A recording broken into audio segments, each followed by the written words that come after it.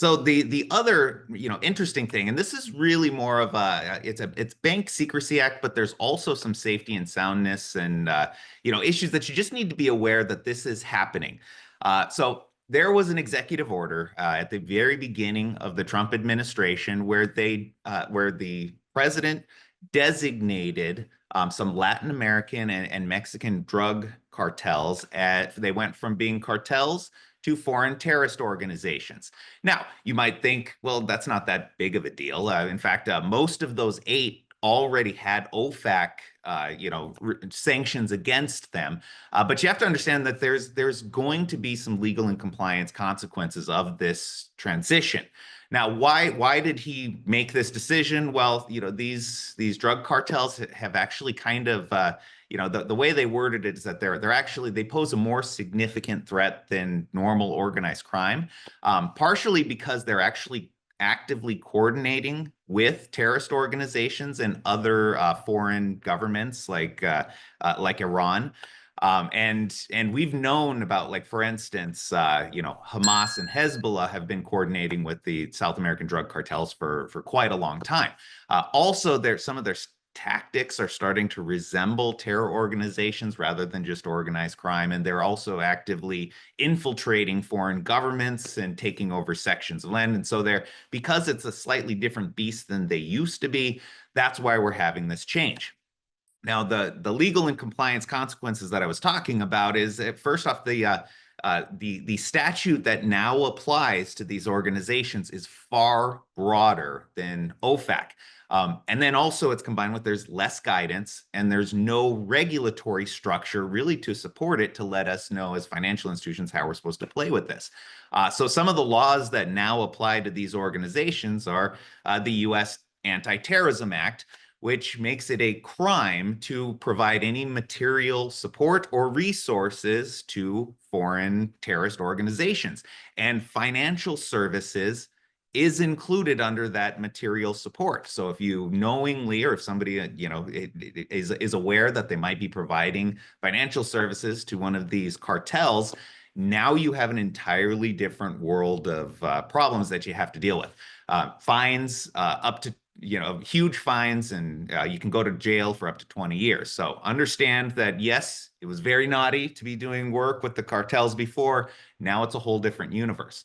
Also, if you have customers that might be actively involved, maybe even knowingly involved in some of these cartel organizations, your customers now have a much higher risk associated with them. In fact, there's also civil liability. And we do know that a lot of companies that are working in Mexico, they're kind of strong-armed into paying for protection services or different things, and they've been kind of operating in this space where they're required to provide support to the cartels in order to operate. And just know that now we've ratcheted the consequences for that kind of activity up. And then we talk about the AML CFT risk, and that's the new BSA buzzwords that are coming out. Well, your CFT risk across the board for pretty much everybody has just gone up a little bit. Now the question is, okay, so what's the federal government going to do now? Well, we've already got the U.S. Attorney General. She put out a memorandum basically restructuring how the government is going to go after these cartels. So we're going to see a lot more enforcement and a lot more pointed information gathering before there's some activity that goes on and before there's some enforcement. But also know that just this week, FinCEN released a geographic targeting order, which basically imposed a higher or lower threshold for money service businesses in about, I think it's 30 zip codes along the border, where those MSBs are now filing CTRs for $200 in cash activity as opposed to the normal threshold. So that's kind of the first. So it begins. Now they're starting to change the rules directly in response to this new designation. So what does that mean for financial institutions? Well, you may have already looked at your countering the terror financing risk at your financial institution and drawn a conclusion that we don't have a lot of risk here, right? We don't have company, none of our customers are engaged in, Syria or some of these, parts of the world where terror organizations operate, or we don't have any transactions going out there, or to the extent we do, it's very low activity.